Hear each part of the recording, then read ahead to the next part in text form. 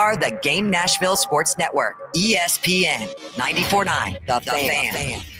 30 years of the best sports talk in Middle Tennessee. It's the George Plaster Show, featuring Tennessee Sports Hall of Famers Kelly Holcomb and young gun Billy Derrick. And now, here's your host, George Plaster.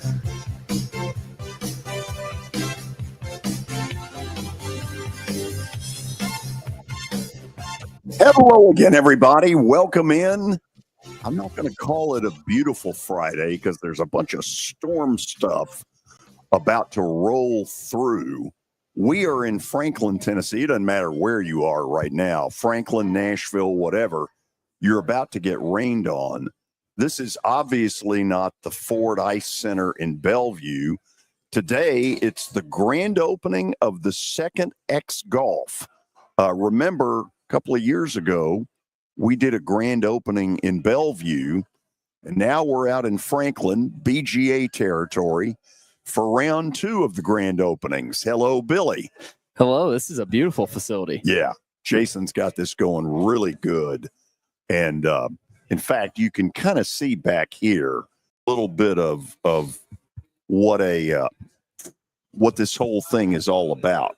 Yeah, I mean, it's really well done. They got a couple of private rooms right when you walk in. You got 4 bays, as you can see right when you walk in here. It's a cool place. Yeah, and so that's sort of the setting today. Jason LaFernie, the owner, will join us in a few minutes, and we'll talk to him about what all this stuff is and why Billy appeared to do better than at least one of the interns. Yeah, it was a tough day for one of the interns, but yeah, it's just one day. Maybe we'll play later after the show, see if he can bounce back. So the actual address, and I need to do this right, is 209 South Royal Oaks Boulevard. Now, if you're coming from Nashville, it's pretty simple. 65 South, get off at the at exit 65, which is the old 96 in Franklin, and basically you're one road down on the left, and when you see the Aldi's, it's in that strip mall. There's a lot going on out here. Do I have people confused? Probably. Yeah. But check it out, because this is beautiful, and it looks like you're not going to be able to play golf a lot this weekend. And if you do, you might want to dodge the lightning bolts. It's weird saying this, but it's a perfect day for some X golf. It is a perfect day for it. Grand opening couldn't have been better. I guess in this business, they want bad weather. Yeah, I went out to the Bellevue location a few weeks ago because we had planned to play golf earlier in the day, and we ended up saying, hey, let's go to X Golf because it was pouring down rain, as it did the entire month, and that's what it's for. So today was the beginning of super regional action. One game is in the books. A second game is going right now, and Tennessee doesn't play until tomorrow against Arkansas at 4:00. So let's get a quick scoreboard update, and then we'll get to the update in general. Yeah, quick scoreboard update. I'll go ahead and shout out X Golf, the folks here out in Franklin. Step into the future of golf with X Golf. Experience the world's most accurate golf simulator and elevate your game like never before. Book your tee time now and playxgolf.com. That's the website, playxgolf.com. Don't miss out on the restaurant and bar as well. You can fuel your game with ice-cold beer, craft cocktails, fine wines, and a menu packed with shareable bites. Again, the grand opening here today out in Franklin. One score to discuss it, and this is a football score. North Carolina, a bad football game, by the way, but 18-2 over Arizona, the final earlier today. They jumped on them with 5 runs in the first inning and kept on rolling. So Bill North Carolina Belichick went deep. They turned to Belichick to pinch hit. Well, they pounded Arizona. Yeah, there was no hope there for Arizona, and the Tar Heels rack up 17 hits in that one, so they have the advantage in that super right now.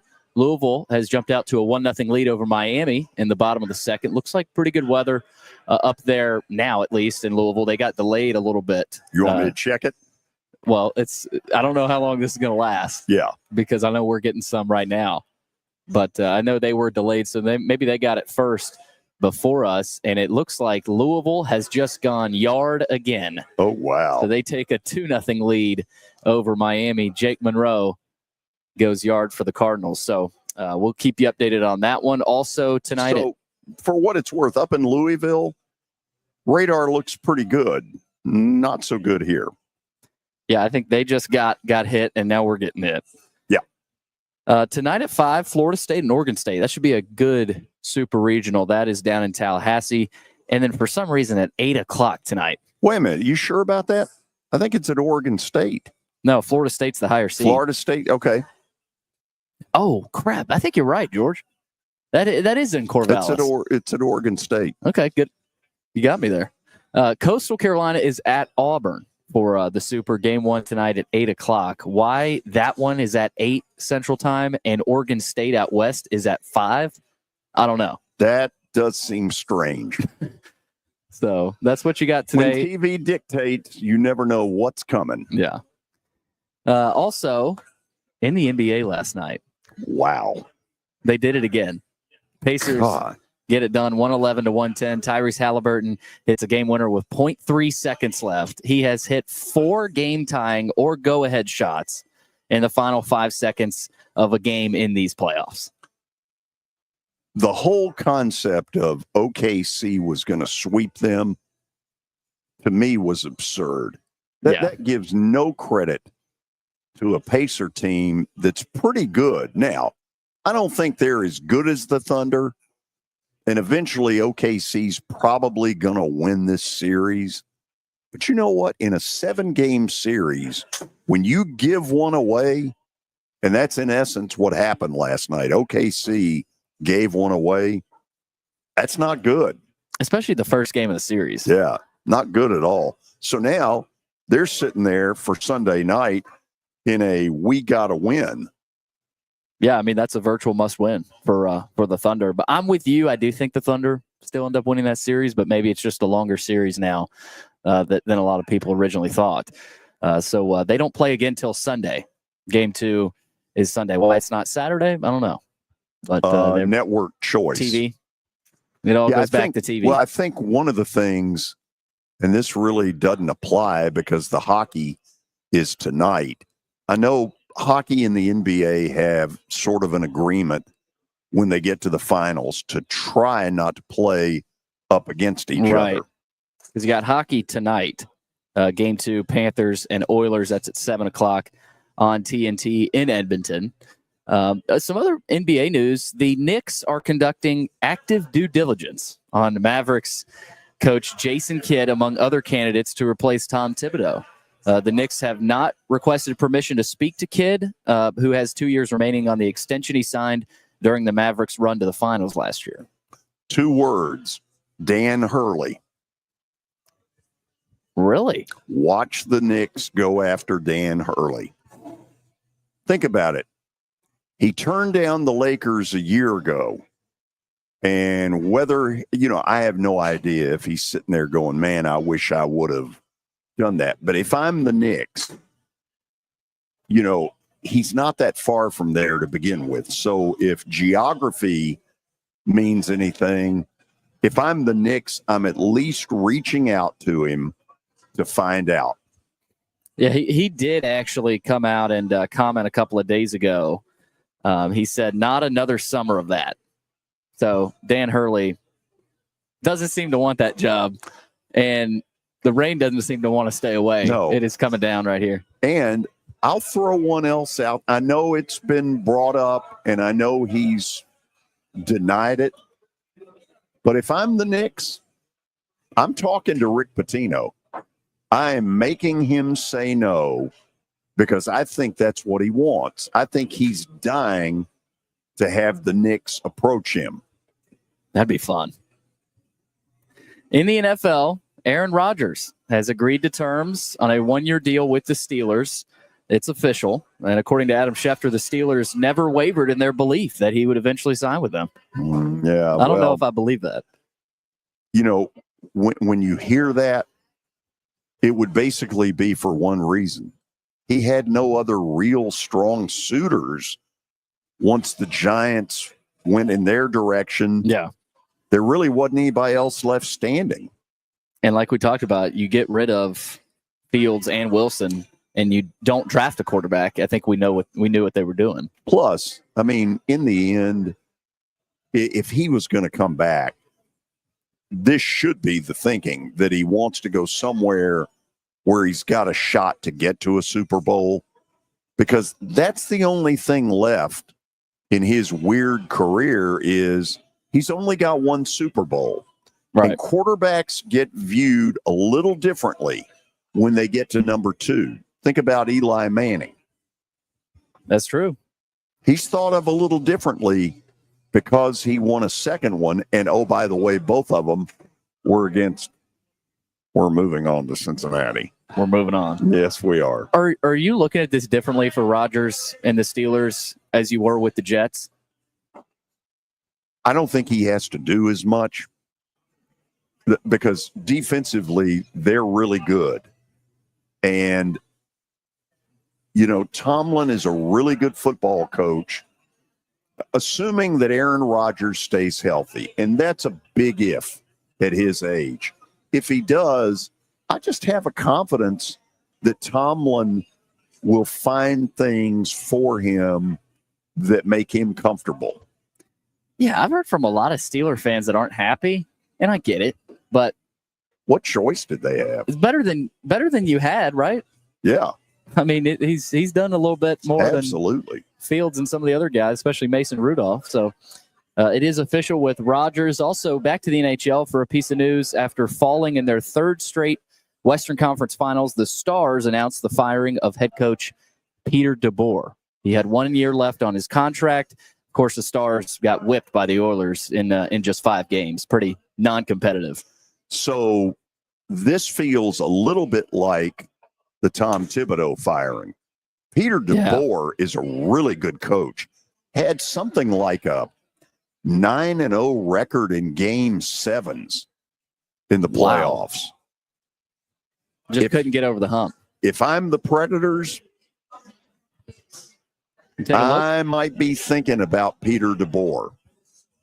Well, you might be thinking in general about some options about mid-season if you're Nashville. Yeah, look, if things don't go well here and he's available, he's got to be on a list of people you consider. What's his reputation? I don't really know. Yeah. But I know this. He's a really good hockey coach. That's just strange. It feels like the NHL has a pretty quick hook with a lot of these coaches too. Yeah. So that's what we got in the NHL. And again, baseball super regionals going on right now. Louisville and Miami. Louisville up 2-0 in the top of the third. Tomorrow, the series that get underway, Murray State at Duke, West Virginia down in the box at LSU. That should be fun.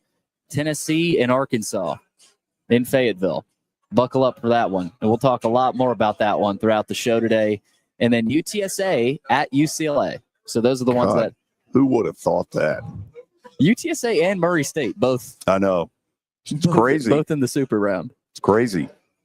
By the way, in that Louisville ballpark, Louisville's baseball stadium runs right up next to Papa John's, the football stadium, and to the left, Churchill Downs. Is it really? Oh, yeah. Churchill's right there. It's a cool setting for a game. They got the train tracks back there in left field. It's a little bit like Hawkins Field. It only seats about 4,000, I think. Yeah. Some of the most uncomfortable seats. Those red things that are plastic, they are really uncomfortable. This has got to hurt for Vandy fans knowing that this probably should be you hosting Miami right now. Then play better. Oh, I know. You know? I mean, that team didn't deserve to win. No. It'll be interesting to see what Louisville, was it more of Louisville or was it just Vandy didn't come to play? Well, if the Cardinals keep winning. Off of what I've seen of Louisville was for sure a very high 2 and felt like more of a lower 1, to be honest. Yeah. And when I saw them play on Sunday night and they just ripped into Wright State, I was like, they're pretty good. Yeah. By the way, on the baseball note, I forgot to mention it yesterday, but it was towards the end of the show. The Braves have called up Craig Kimbrell. Yeah. From AAA Gwinnett. And so there is probably, since Brian Snitker has been the manager, I have never heard the anger that I'm hearing right now that's aimed at him. And whether that's fair or not is for other people to decide. I think a lot of the anger ought to be aimed at Liberty Media because they clearly put the constraints on Alex Anthopoulos. And, if you're not willing to spend the money, maybe this is the product you get. It's incredible. I told you off the air yesterday that I can't believe how quickly it's gotten to this point. Yeah. After such a good run for a while. Okay. You're done. Yep. Okay. Let's tell people a little bit of what we're going to do. After the break, Jason LaFernie is going to join us, the owner of this second X Golf at 209 South Royal Oaks in Franklin. Then it's going to get to some college baseball.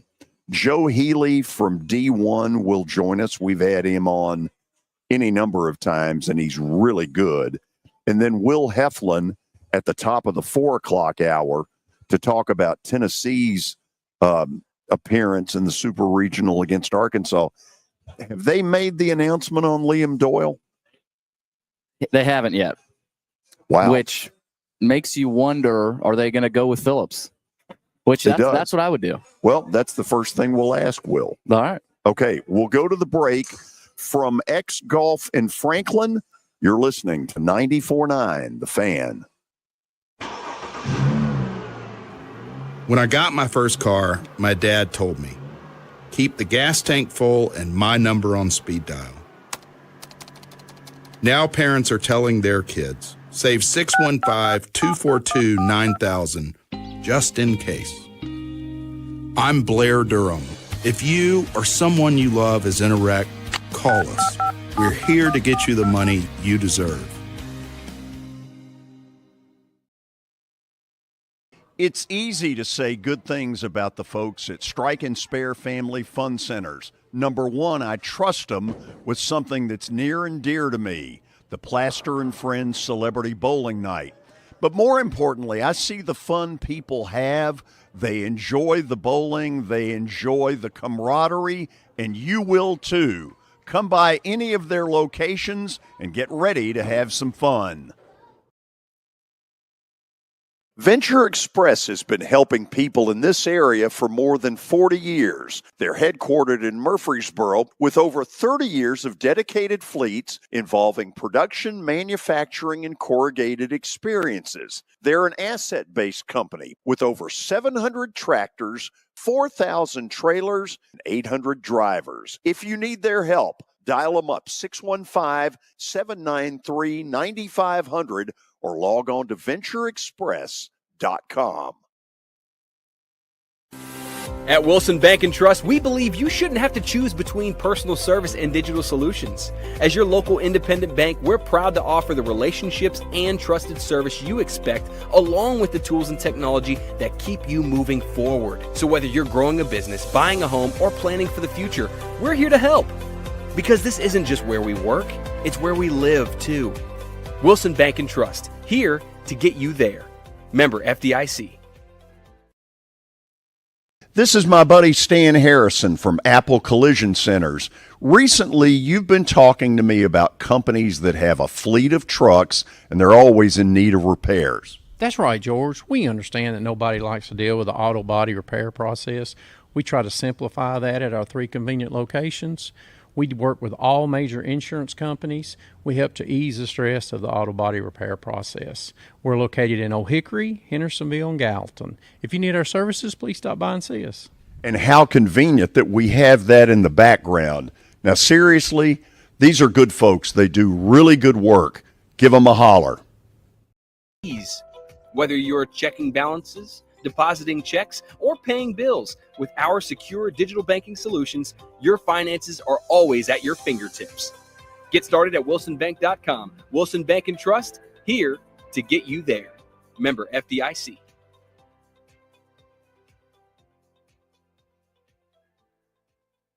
This is my buddy Stan Harrison from Apple Collision Centers. Recently, you've been talking to me about companies that have a fleet of trucks and they're always in need of repairs. That's right, George. We understand that nobody likes to deal with the auto body repair process. We try to simplify that at our 3 convenient locations.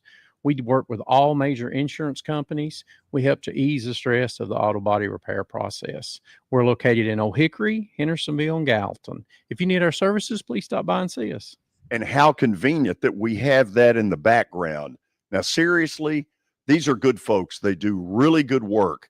Give them a holler.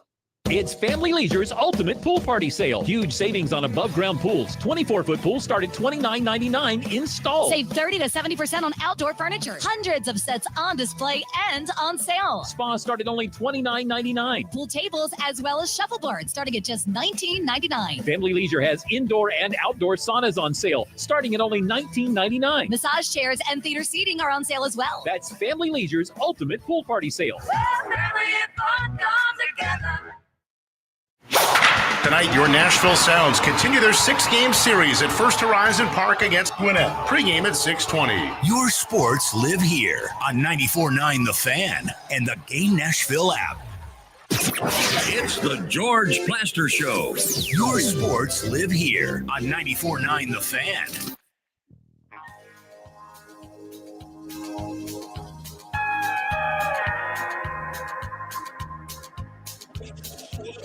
We are back being X Golf, the second grand opening. This one in BGA territory, Franklin, Tennessee at 209 South Royal Oaks. Jason LaFernie is the owner of both the Bellevue and this brand new one. Get that mic a little closer because I want them to hear you. Yes, sir. So bad weather is your friend. Every day. All day, every day. I was just telling you, every morning I wake up and look at my weather app. Sunny and 70 makes me cringe. So, okay, I'm going to get out of the way for a second. Which probably the audience will appreciate. I want you to talk people through what they're seeing back there. Yeah, sure. So this is just the home screen for our state-of-the-art simulators. So you can play courses from all over the world. We have 46 courses, some domestic, some international.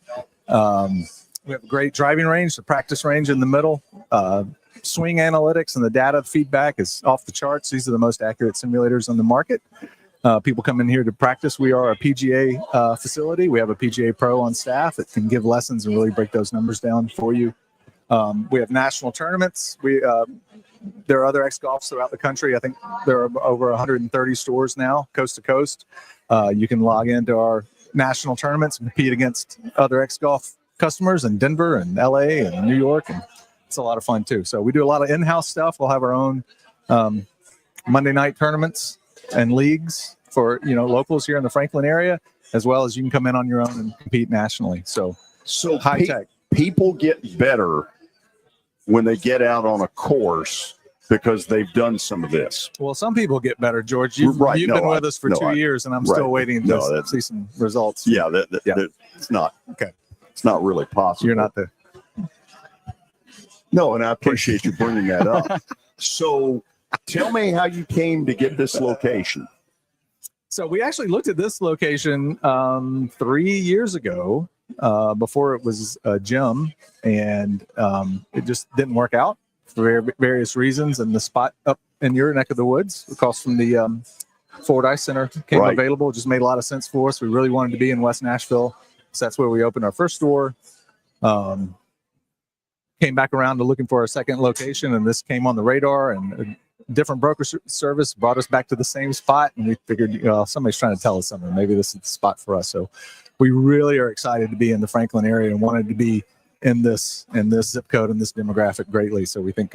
So the whole golf simulator business has gotten really popular, hasn't it? It's grown. We were fortunate to be on the front end of that. There weren't too many in the Nashville, Middle Tennessee area when we opened in West Nashville 2 years ago, and since then there are more. There are definitely more now. But it hasn't hurt us. I think we have superior golf here. That a baby. We do. We put up our golf against anybody. Yeah. No, it's not. I'm not a techie guy. It had nothing to do with me. It's just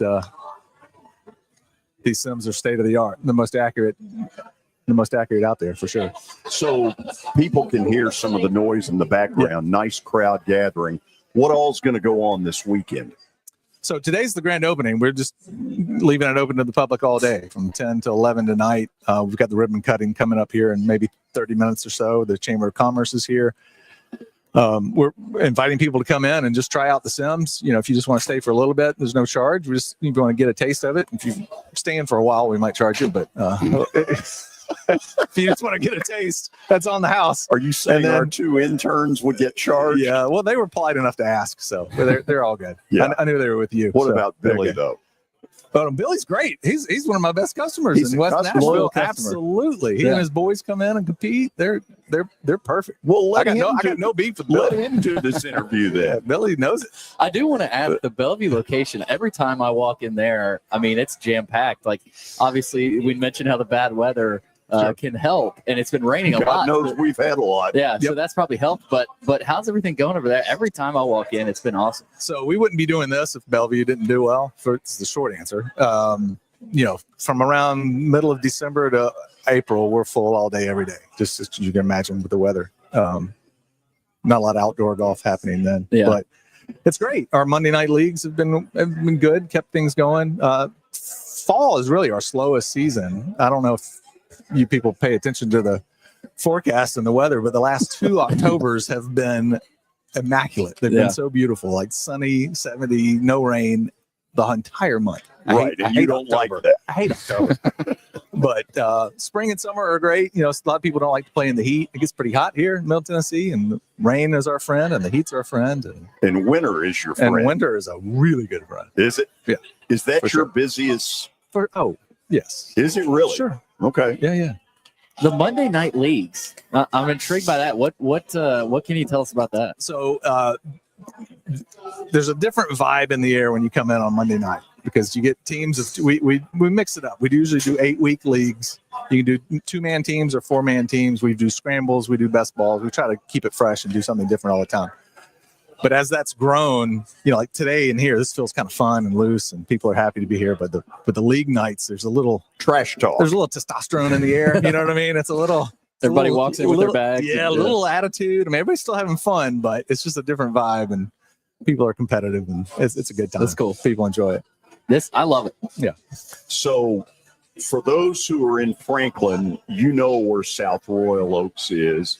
But again, for those of you coming from closer in the Nashville area, get on 65 South, get off at exit 65, come to the right. You'll find South Royal Oaks like maybe 1 block away on the left. That's it. Hard to miss. Yes, sir. Thanks for having us. We love the location. Are you kidding? Thank you. We were together from the beginning, George. We were neighbors up there, and you were a big part of our growth up there, and we're so happy to have you and partner with you. We appreciate all you've done. I wish it would help my golf game. It hadn't done that at all. Our level of service goes only so far, George. I can't. I'm not a miracle worker. We're not. Oh, I like it. Yeah. I knew that was coming. Jason, thank you. Appreciate you. Thank you. Jason LaFernie is the owner of not only this particular X Golf, but the one over by our studios at the Ford Ice Center out in Bellevue. We'll go to the break. We'll update you on what's going on in Louisville. The Cardinals are threatening again in that little cracker box they play in. This is 94.9, The Fan. When I got my first car, my dad told me, keep the gas tank full and my number on speed dial. Now parents are telling their kids, save 615-242-9000 just in case. I'm Blair Durham. If you or someone you love is in a wreck, call us. We're here to get you the money you deserve.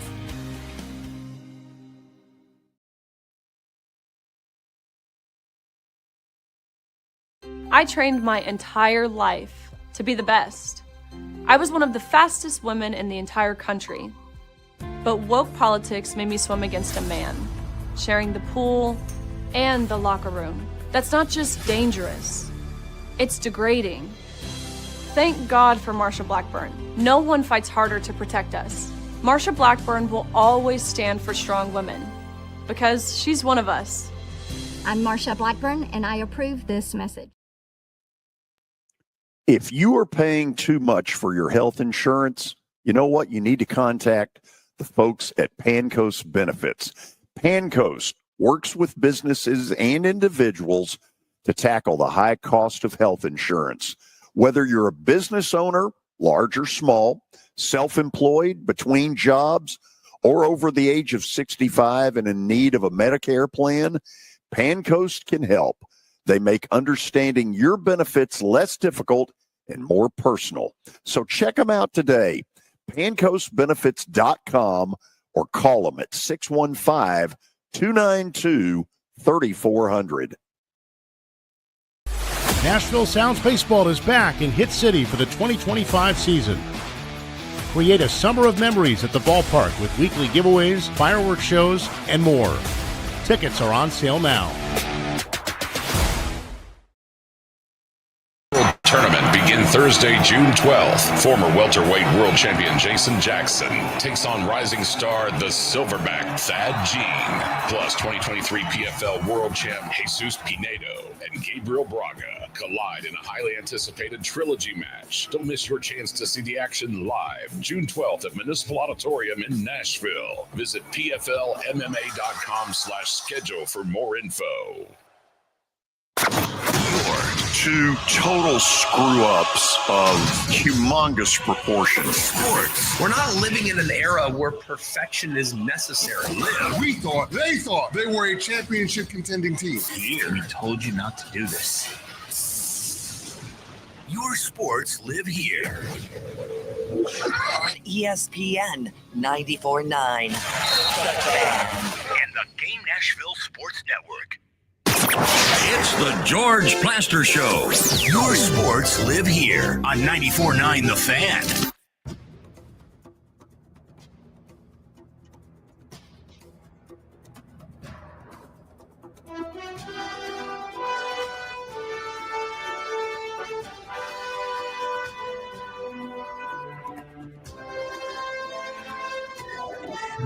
Okay, we are back. Normally, the way we do this show is we try to have a guest in the 3 o'clock hour and then try to have a guest in the 4 o'clock hour as well.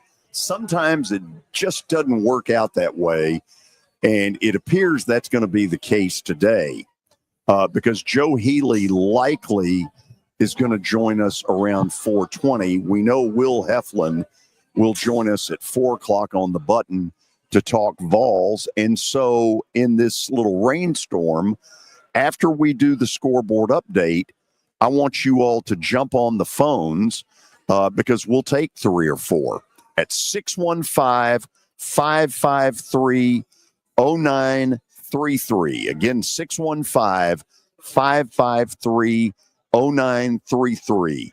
Red-blooded Americans who want to talk some sports. But first, before we go to those phones, Billy, tell me what's going on. We've had a Cardinal explosion. Yeah, Louisville just hit a 4. Was that a grand slam? That was a 3-run. 3-run shot to take a 7-1 lead over Miami in the bottom of the third, and Jim Patterson Stadium is rocking in Louisville. So they are all over the Hurricanes in that one so far. A lot of baseball left, though. We do have one final before this one to report. North Carolina all over Arizona, 18-2. So that was a little bit ugly there for Arizona. Tonight at 5, Oregon State hosting Florida State, and then later at 8 o'clock, Auburn hosting Coastal Carolina, and of course all the rest get going tomorrow. I do want to report that in the French Open, number 1 Yannick Sinner has taken down number 6 Novak Djokovic in straight sets to reach the French Open final against number 2 Carlos Alcaraz. So we've got Sinner versus Alcaraz, number 1 versus number 2 in the French Open final. Roland Garros, yeah, yes. which TNT has been acting like is the Vatican. But in the tennis world, it is a little bit. Hey, you're not wrong about that. Okay, Billy, I need a little help. Let's check in and see phone-wise what is out there. Again, we're going to go to some phones early, so jump in if you're a red-blooded American who can or will talk sports at 615-553-0933. First call up is Casey in Franklin, Tennessee. Casey, go ahead. Hey, George. Hey, Billy. How's it going? We're good. We got a bunch of people here, which is great. Good. So my question today is about college baseball. And if you guys had to pick your 8 Omaha teams that are going to advance out of the Supers, who do you guys pick? Your 8. Okay, hold on. I love the question because it's absolutely insane what's going on. Billy, let's run through. Obviously, Carolina, because they're up 1-0 in games. And just won 18-2. They got to be one of them right now. Louisville, because they're pounding lumps on Miami, would be a second one. So those are the easiest ones. Bear with me here for a minute. To me, the Florida State, Oregon State is going to go the distance. I don't have a clue on that one. Yeah, I think that's going to be a good series. Both teams are really good. Florida State was at the top of the ACC for a while. Oregon State, not in a conference, as we know, but they've been really good. So I don't know. I might lean Florida State there in that one. Another on the road, but if you remember, we go back to Omaha last year. They lost that crazy game to Tennessee in the second round of the College World Series, so that they'll be motivated to get back to Omaha and maybe even make a deeper run. If Coastal Carolina were the home team, I'd take them. But because it's at Auburn, I'm taking Auburn. Yeah, I like Auburn. I think that could go 3 games as well. Coastal's got a really good team this year. They very well could have been. I mean, they were on the border of being a top 8 national seed. Really good pitching staff, play good defense. Auburn's been really good this year too, though. Kind of slept on in the SEC. I will go Auburn in that one as well. But barely. Yeah, I think that's going to be a good series. Duke, Murray State.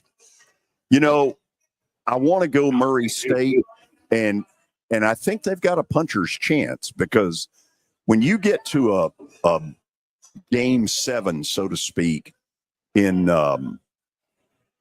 Oxford, and you live to tell about it, that's not easy to do. That tells me that's a dangerous team. Yeah. I'm going to go with Duke, but it would not shock me if Murray State forces a game 3.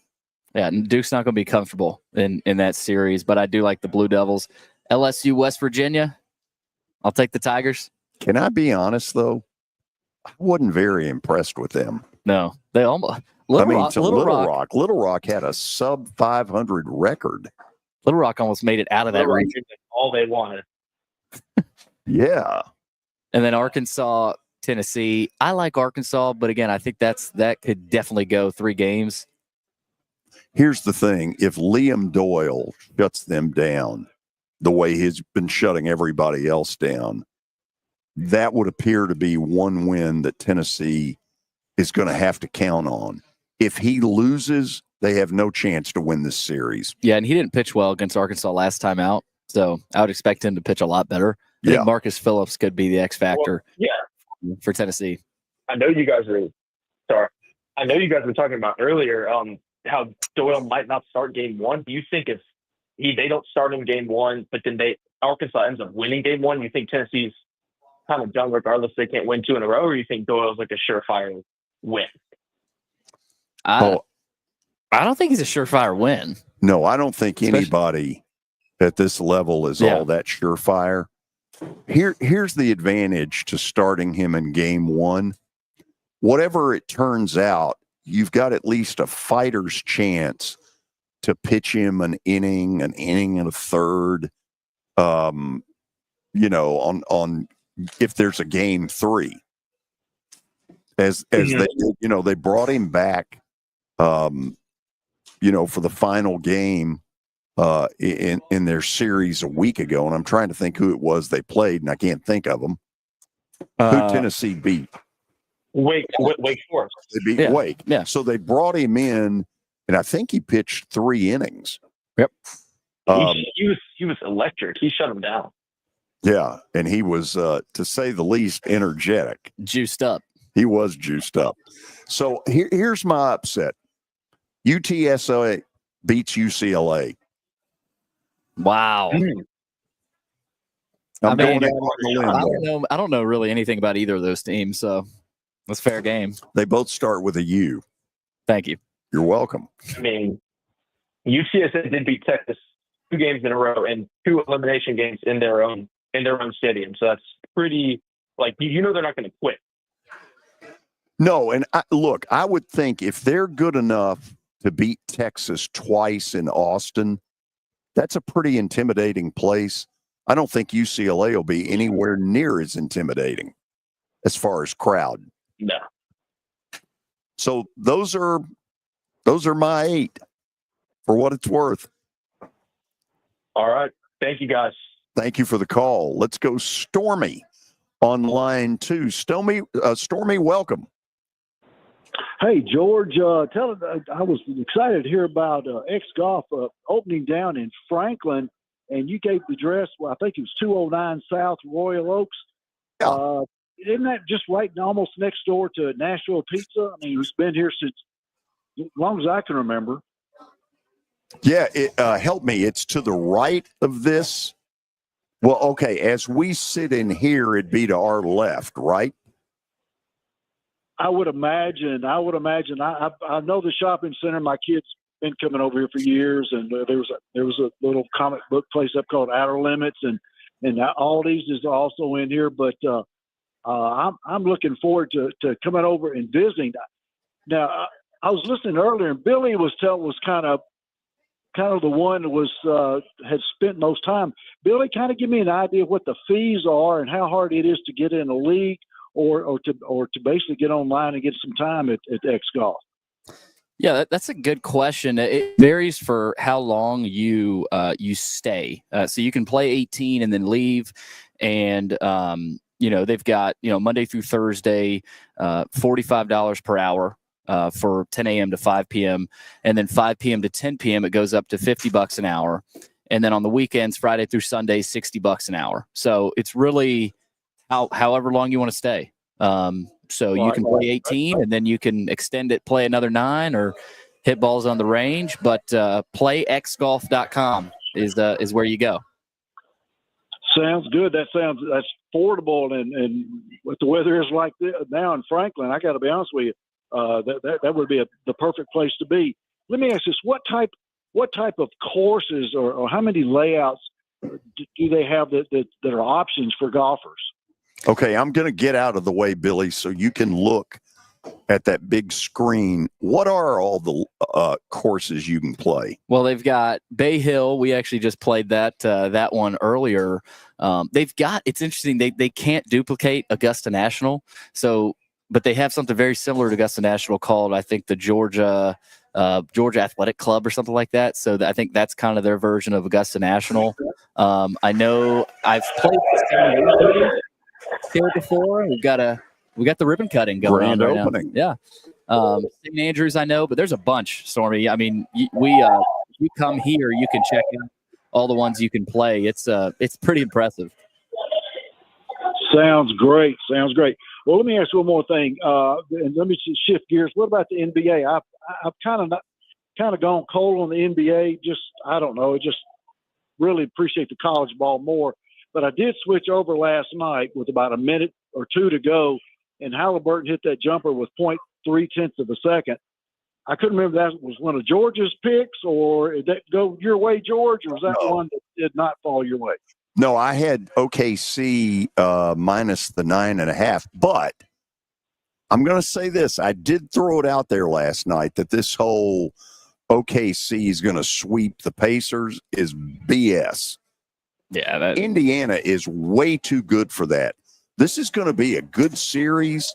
It's going to go 6 or 7. And listen, these are two really young, athletic teams who push it up the court. I like the style they play. Well, I didn't see much of the game, but all I know is after he hit that shot, that was the quietest arena that I've heard in decades. So here's a stat for you. Indiana led that game for 0.3 seconds. Wow. Because it was wire to wire OKC. And he only had 14 points. So he was not much of a factor, really. He hit 2 that really mattered, though. He did. And wow. he's been doing that all throughout the playoffs. But Gilgeous-Alexander had 38. Yeah, that's he's a little stud. concerning for me. I know they lost by 1, and we could look back at this and it mean nothing, this game 1 loss. But for Gilgeous-Alexander have 38 and them to still lose, that's a little concerning if I'm a Thunder fan. They didn't get much done late. Stormy, keep watching it because it's going to be pretty good stuff. George, I appreciate it. I look forward to spending some time over at X Golf. Come on over. Love to have you. By the way, I think both the NBA Finals and the Stanley Cup Finals are both going to be terrific series. Yeah. Let's go, Tony in Nolensville. Tony, how you doing today? Staying dry right now because it sure did come down quite a bit while ago in Nolensville. Yeah, it did here in Franklin, and that's true. I'm not sure I want to check the radar again. Billy, I got tickled a while ago. Earlier in the show, you made just a simple slip up that the game between Florida State and Oregon State was going to be down in Tallahassee. And I could only imagine if Kelly was sitting there, he would have loved that open door. And he would have been all over you. He wouldn't have known either way, so I might have been fine. That's funny, Billy. That's good. George and Billy, you know this as well. When a new team gets out there to Omaha, first time ever, they a lot of times in Omaha will adopt that team as their favorite pick, and they become the fans. Can you imagine little old Murray State getting to Omaha and that crowd out there in Omaha taking him under their wings? Yeah, that would be. And you're right, they do. Now, I'm guessing, Billy, you've been there? I've never been, no. Okay, I've been once in 2015. I've been once, George, yes. The thing that's amazing, when they played at Rosenblatt, which was by the end kind of a dump, it was a home run haven. Yeah. Well, this place it's a cave. Is totally the other way. It's Mammoth Cave. Yeah. And you better know how to play small ball, which is why I thought if Vandy could get there, that they would have a real shot. You got to be able to hit the ball, actually make contact with the baseball, though. Tennessee winning it all a year ago was made even more impressive to me by the fact that park doesn't really play to their style. No, that's what we were talking about a lot before that tournament last year, but they did it. You know, in 2014, when Vandy won it on John Norwood's home run, I think his home run was only the third home run that series, George, in that whole tournament that year in 2014. And you've got to put the ball in play a lot of times. If you can pump some out, I mean, that's great. But you really the line drives seem to do a lot more damage than those long balls. So, and as far as the series, guys, I'm pulling for Murray. I'm for the little guy on that, and I'm also pulling for UTSA. But the one that I'm really intrigued on, I want both of them to be there. It's a shame they've got to play each other. Is the Auburn and who are the Coastal Carolina? Coastal Carolina. and I would like to see them get back. I think they were the 2016 champions. I'd like to see them get back. And, of course, Auburn's been here a couple of times here of late. So, but I do find that being a pretty evenly matched region, super regional. And either one of those teams I'd like to get there. But I got to be pulling for Murray. I mean, that's going to just be something if they get there. I do find it interesting the way the matchups ended up being. You got two ACCs to go against each other, and you got two SECs to go against each other. So right there, I think you're going to have two good teams eliminated. But, guys, it's going to be fun to watch all of it, and it's going to be fun to see who starts pairing up in a week or so. We'll let you go. Y'all doing a great job. The show's coming great from the new golf center and golf complex. Looking forward to getting over there and seeing what it's all about. So it looks like it's going to be a fun place, and good luck to them.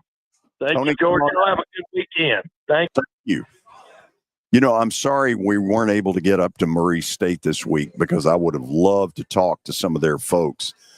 Billy, it's obvious that they've got some real hitters in that lineup. And to me, that's what they've got to do early is they've got to jump on Duke, score some runs, strike some fear, and force Duke to feel some pressure. Duke hasn't hosted a super regional since, was it the 60s? I think it was 61, I think. Yeah, somebody said. Crazy. So the moment Murray State, if they get an early lead in that game, look out for Duke to start feeling tight because I could easily see Murray State jumping on them, and then you get a little tight. We've seen that a lot. Yeah, I think you're going to get here several. Early. North Carolina just rolled through. Their game one, and Louisville's rolling through now. So maybe it flips a little bit where the home teams start to take advantage. I had forgotten. I've been to a regional in Louisville probably, 12, 13 years ago. It's a little cracker box. Oh, yeah. The ball's flying today. Ball's flying. And, with all the humidity in and around the southeast, the over-under. Take the over. That's the right play. Yeah. So real quickly, before we go to the break, in the years that Brian Snitker has been the Braves manager, I have never heard the level of dissatisfaction, the amount of booing that I heard yesterday, and then the reaction after it was over. So the Braves made a move, as a lot of you know, guy that I think is a future Hall of Famer in Craig Kimbrell, got brought up from Gwinnett. They were actually in Nashville when he got told, you're going back to the majors. So, Billy, they've had this trouble in their bullpen. And Rysel Iglesias, who a year ago was completely lights out, he couldn't have had a better year. Well, this year, it couldn't be worse. And I think what they need to do is basically say to Craig Kimbrell, okay, for now, you're the closer. We're going to find out if you've got anything. And we're also going to let Rysel Iglesias pitch in a lot less stressful stuff, 6th inning, 7th inning, until he figures it out. Because he didn't just suddenly lose it as a pitcher. There's something mechanically that's not going right. When Craig Kimbrell is getting up there in age, he's 35 or 36. Yeah, but he's a 9-time All-Star. I mean, he's one of the best closers in the history of baseball. And in the minors, people may not know, he has a 2.0 ERA with 23 strikeouts in 18 innings across 18 appearances between two levels this season. So yeah, he hadn't been chopped liver. No, he's pitching well, and Jesse Chavez too. He's been pitching well in Gwinnett. So it's funny you bring that up. He walked right by me a couple of days ago. I was out at First Horizon Park, and he walked right by me, and I was like, "Is that Jesse Chavez?" And then I saw the glasses. That's him. And I was like, "That's Jesse." Yeah, he's pretty easy to pick out. Yeah, but you wonder if Kimbrell, one last push in a Braves uniform. That'd be nice. When they return home and he pitches, he'll get a huge ovation that first time. I'd like to be at that one. Okay. Hour number 1 basically done. Stat of the day is coming, hopefully with more success than normal. And then former Tennessee Volunteer pitcher Will Heflin will join us from Knoxville, and we'll ask the question, have the Vols made the decision on their Game 1 pitching plans? You would think it's Liam Doyle, but I'm not sure whether it is or not. We'll find out next on 94.9 The Fan. Can't watch the race? We got you. I can't believe it. NASCAR lives on the Game Nashville Sports Network.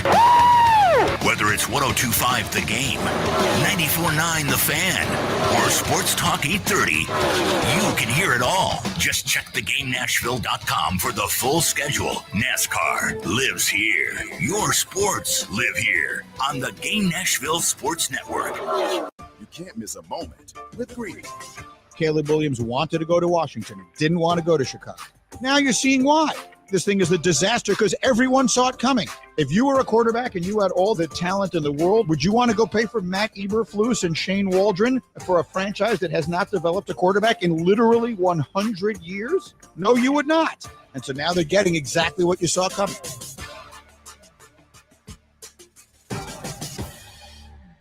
Mike Greenberg, Greeny. Micah Parsons gets you a king's ransom. I'm old enough to remember the Herschel Walker trade. I was working in the media when it happened. And I remember people saying, I can't believe the Cowboys would trade him away. Oh, the Vikings will never lose again.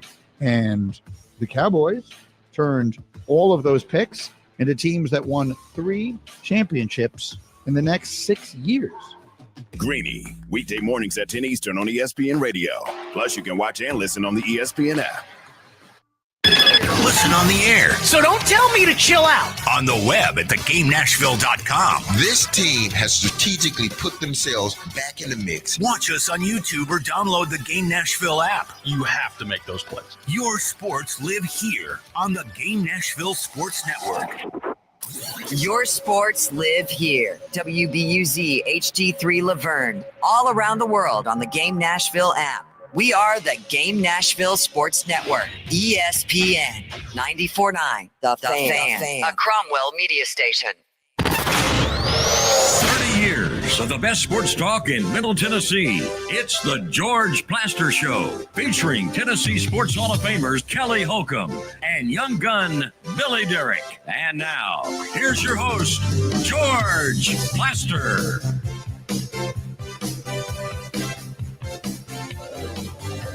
Talk a little Tennessee baseball with Will Heflin coming up. But first, stat of the day brought to you by Apple Collision Centers. You can find them in Old Hickory, Hendersonville, and Gallatin. Give them a call, 615-754-9800, or log on to their website. That's applecollisioncenters.com. All right, here's what we've got for stat of the day today. And if I'm not mistaken, we're going with the NBA. And George, nobody to help you today unless you want to phone Mr. Heflin. There have been 3 Maybe I'll just bring him up. Maybe. There have been 3 fourth-quarter comebacks of 15-plus points in the NBA Finals since 1971. Who was the last team to accomplish this feat? There have been 3 fourth-quarter comebacks of 15-plus points in the Finals since 1971. Look, I don't pretend to know it. I'm going to go Dallas Mavericks. Final answer? That is my final answer, and it's probably wrong. Well, you are correct. The 2011 Mavs. I didn't expect that. I don't know why.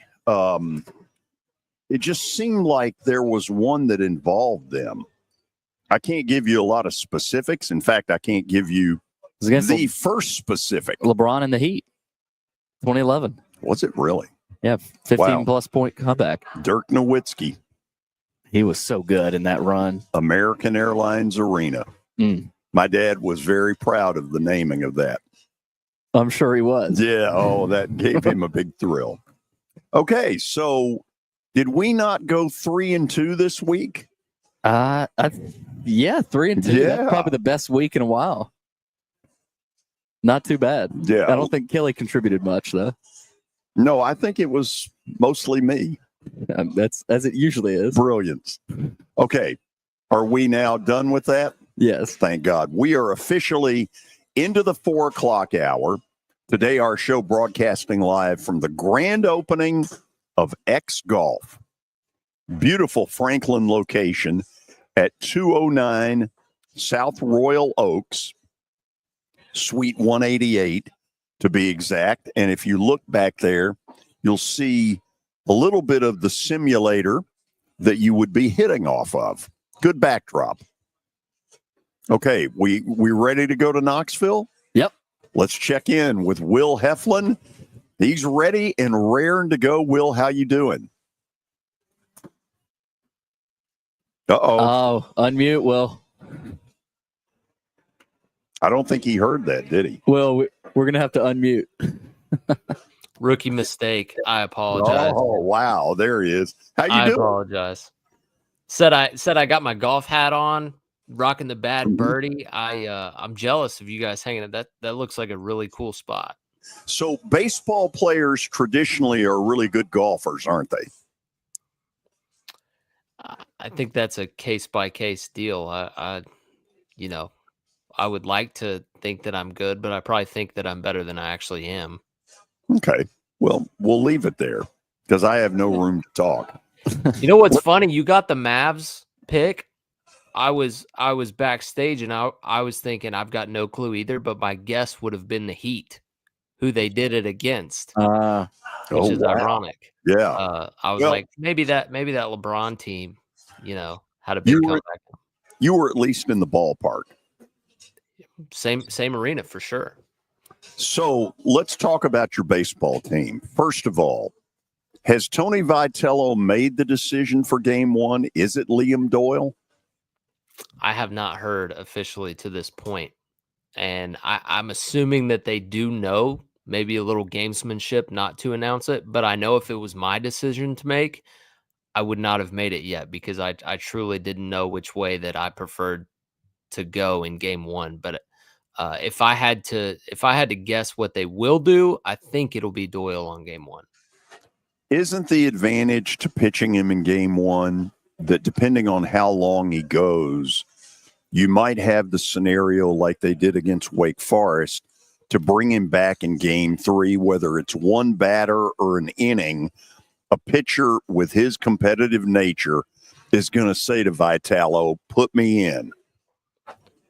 It would have to be a really condensed start to even consider that. But that possibility is there, if it got away from you early, or maybe you just, wore him out early on and were able to get him out of there, then you could, I guess, save him. But, the deal with the regional possibly spanning over 4 days, having that extra day is probably a bigger factor. So I think you go into it thinking that you've got one full start out of Liam Doyle, and that's pretty much it. So take me through this. Tennessee had what was a disappointing ending to the SEC tournament when Vandy ruled them. They go back home, probably not real happy about the way that turned out. And yet it felt to me like they had found a second wind in the regional. Would you buy that?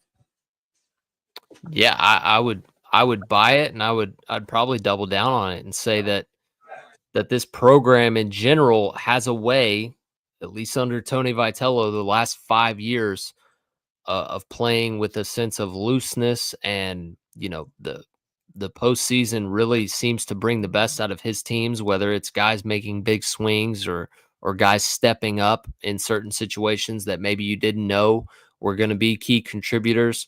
It's only unlikely until it happens, but it seems to keep happening for teams under him. And so, I'll buy that for sure. So you used a word that has become the talk of a lot of stuff, and that is loose, because you see it in the NCAA basketball tournament where a team gets all tight, especially if they're the favorite against the little guy and, it doesn't go well early. We saw it with Vandy a week ago in their regional here.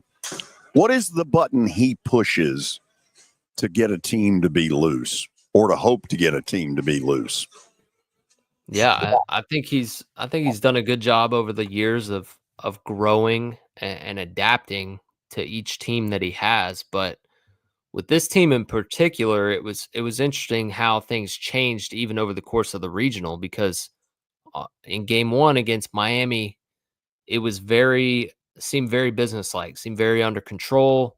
Uh, I don't know that there's a better word that I can use than businesslike, and it just kind of seemed like ho hum and carry on. And then you got to the Monday winner take all, and it seemed like they were just ready to turn it into a party and explode. And whether you like that or not, it certainly helped Tennessee play their best that day, and that I think that part of it's undeniable. And so, I think he's got a way of kind of keeping things the same, even though it's different. And in the postseason, obviously everything is on the table, and you're playing to keep your season alive. But I think his demeanor of going about it the same way he goes about every game the entire year, kind of allows guys to loosen up. And I think he's done a really good job of almost stepping away the later they get into a season, and letting the team kind of carry themselves and lead themselves. And he's talked about that in the past, especially when he's got leaders, and he's got some,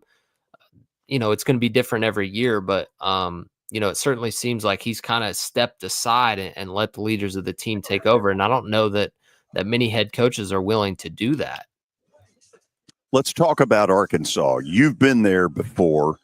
It's one of the biggest stadiums in the SEC, if not the biggest. It looks like a AAA minor league ballpark. Are they on top of you? A lot of noise. What are the issues when you play at Arkansas?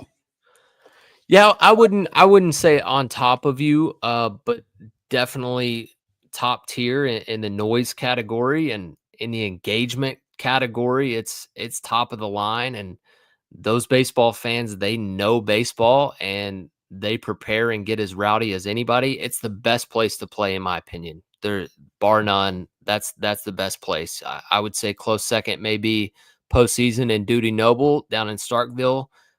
Is certainly up there as well. But I just love the layout of that stadium, and have a lot of respect for that program in general. So I think, the hog pen is definitely a factor where they go out there and tailgate. They make it, as close to a football Saturday type feel as you can get, where they've got people out there all day. They're there for BP. It's just a full blown event, and they eat it up. And they've had the team to back that up and constitute, the fans coming out in the way that they do. So it's an awesome showcase of college baseball. And it's a tough place to play if you're the opponent, but if you're just a fan of the game and you want to tune in, that's always, anytime they're hosting a postseason, that's one of the best watches that you'll find. Will Heflin, for those of you who have not heard him before, does a lot of stuff with Tony Basilio in postgame, and their postgame stuff is great. And I would encourage any Tennessee fan, tune in tomorrow once the game is over. And I mean, the minute it's over, they get after it. So what do you remember about this Arkansas series about 3 weeks ago? Arkansas took 2 out of 3. What are the things that are important to take out of what happened the first go round? Yeah, I think the big deal in that series was Tennessee won game 1. And they actually threw Marcus Phillips, who's been their number 2 starter all year. If you remember, that was a Thursday, Friday, Saturday. And the weekend before, Tennessee had the debacle with the rain against Auburn. So Liam Doyle went out there for game 1, threw 1 inning. The game got canceled or postponed. And then he ended up throwing a couple days later in a relief appearance. He technically started the day, but it was a resumed game, so it was a relief outing. So anyways, they pushed him back a day to get his, more of a full rest, kept him on that Friday routine. and threw Marcus game 1. So they went into game 2 having won game 1, feeling really, really good. You've got a chance to win your series. You've got your guy on the mound in Liam Doyle, who's a Golden Spikes Award finalist, and Arkansas roughed him up. Arkansas roughed him up more than any team had even sniffed Liam Doyle all season long. And there was some speculation about maybe he wasn't hiding his glove hand. Maybe he pre-grips the splitter like some guys that throw it do. You pre-grip it because it takes the most movement. And then if he wasn't going to throw the splitter, he would slide off of it. There was some speculation that maybe he was doing that too obvious, so they kind of knew when it was fastball, knew when it was something else, he was working behind that day as well. They just were in a lot of advantage counts, and so Arkansas kind of punched back in that way. And then on Sunday, Tennessee didn't play very clean at all, and weren't able to really play clean in several Sundays down the stretch in the regular season, and so. I think if you're trying to learn from that series, then you've got to make the plays, especially in postseason baseball. You just got to make the clean ones in front of you, the average plays, take care of those, let the pressure of the moment affect the other team more than it does you. But the thing for Tennessee, if you want to look at a positive and how much could possibly change in 7 games, well, a lot when it's in Hoover and postseason. Tennessee's going into Arkansas with a totally different looking bullpen than they went into Arkansas with a couple weeks ago. And the emergence of Brandon Arvidsson is a name to keep an eye on. He's a left-hander with really, really good stuff. He had 12 strikeouts in game 3, the third game for Tennessee in the regional. They actually lost the game, but he kept them in it with 12 strikeouts in relief. AJ Russell in Hoover was able to get over the 50 pitch hump that he was kind of stuck at coming back from Tommy John. And he gave you, close to 100 pitches in the regional. So it looks like he's more back to his old self, certainly a top tier talent on the mound. So the emergence of those two guys and a couple freshmen that have stepped up out of the bullpen, I think gives Tennessee a lot more leverage in terms of how they want to use their arms going into this Fayetteville series. But, I'm not a dummy. I know that Arkansas can go blow for blow out of the bullpen with anybody. I think that is obviously a strength of their team as well. Well, there's this perception that Tony Vitello and Dave Van Horn just hate each other and cannot stand each other. There's all kinds of clips out there and pictures, and obviously we know a few years back that there was a little bit of a scuffle there, if you will. But I wanted to give you the floor to explain why it's not that way, because I know we both know that. But obviously, it's a rivalry, and they both want to beat each other. But it's not there may not be as much personal hatred as a lot of people think there is. No, it's actually quite the opposite. They're boys, and Vitello respects Dave Van Horn as much as anybody in the entire country. Now, did they have a spat in 2021 in the series? The series that Arkansas won at our place, that was a series in which I threw game 2, the game that we won. Arkansas wins 3-2 on Sunday, and it was actually I don't know the details, and I probably couldn't share them if I did, but I know it had to do with something, a comment made over something that had happened prior. It really wasn't even about what had gone on that day. It may have been a recruiting deal or Right. Something that they had just had a little bit of tension over. But like brothers do, they made nice afterwards. And Tony has, anytime Dave Van Horn has come up all season this year, he has said that, he has the utmost respect for him, gave him a huge opportunity, allowed him to leap into the Tennessee job that he still holds today. And I'm in the same boat of Dave Van Horn. Like, I see Arkansas as a rival, but there's not a coach in the game that I respect more in terms of the way they go about it. Now, there's coaches I respect maybe equally, but Dave Van Horn just is such a likable head coach. He's very calm. He's very baseball savvy. He just seems like a manager, a real baseball guy is what he seems like, and he's very likable. And I know he and Tony talk all the time when they're not competing against each other between the lines. Maybe this week they're not boys and probably haven't had their typical conversations, but you know how all these coaches are with meetings in the off season and rule changes. They talk to each other, right? And they see each other out when they're recruiting. And I think there's a different relationship than they had when they were on staff together, and I think that's fair. But if you're once those two, let's say Dave Van Horn retires in 5 years or so, as soon as they're not competitors anymore, they're going to be just as tight as they've always been. Probably more so, leaning back to when they were on staff together, because I know they really clicked, and Dave Van Horn was a big part of the reason that Tennessee has Tony Vitello. So we should be nothing but grateful for Dave Van Horn. Now we need to beat him a little bit more often, but we've paid our respects. We're 2-8 since Tony's been here against Arkansas, so it's time to swing that the other way a little bit. One more on Tennessee, Arkansas. I want to get to a couple of the other matchups.